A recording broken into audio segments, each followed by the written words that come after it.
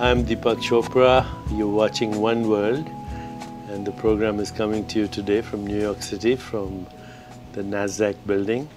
My very special guest today is Stiles. She's a very famous celebrity herself and a great yoga teacher, and doing a lot of amazing work, helping people all over the world. We'll come to that in a little while. I want to start. We met at some function a few years ago, and then you actually became my teacher for a while and still are.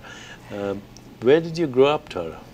Well, I'm from a tiny little town in Illinois where everybody reads your books. Everybody reads your books all around the world. So I grew up doing meditation just on my own, and it was a farm town, so lots of cornfields and lots of open space. So I did that and did ballet growing up as well. So I had yoga in the ballet program. So I started doing that from a young age and just kept going. Mm-hmm. When did you move to New York?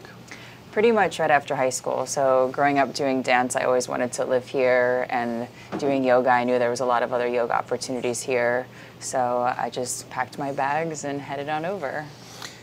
And when did you take your yoga training yourself? Well, I did some sort of informally growing up with different teachers, and then when I moved here, I did a few different trainings in a lot of different styles, and then just started to realize that all the styles were so different from each other, and a lot of them didn't get along with each other. And I grew up just, believing and thinking yoga was this amazing thing that everybody could do, but I didn't know there was all this controversy within all of the worlds.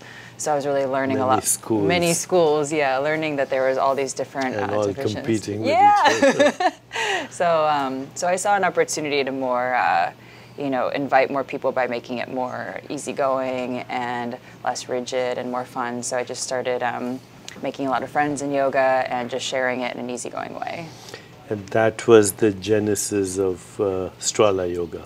I guess so. I mean, I didn't really set out to, absolutely not set out to create my own style of yoga. I thought that was really narcissistic and crazy and just too much of a headache and not really what I thought yoga was anyway.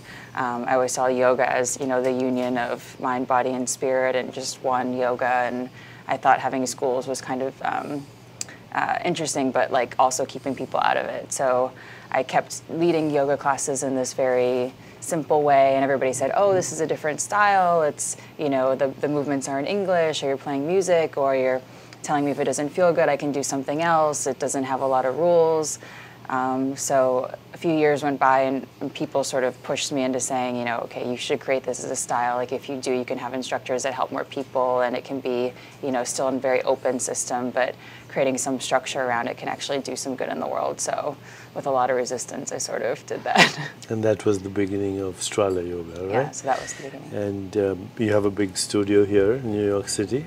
Yeah, there's a studio down in Soho called Strala, and then we have partner studios now around the world.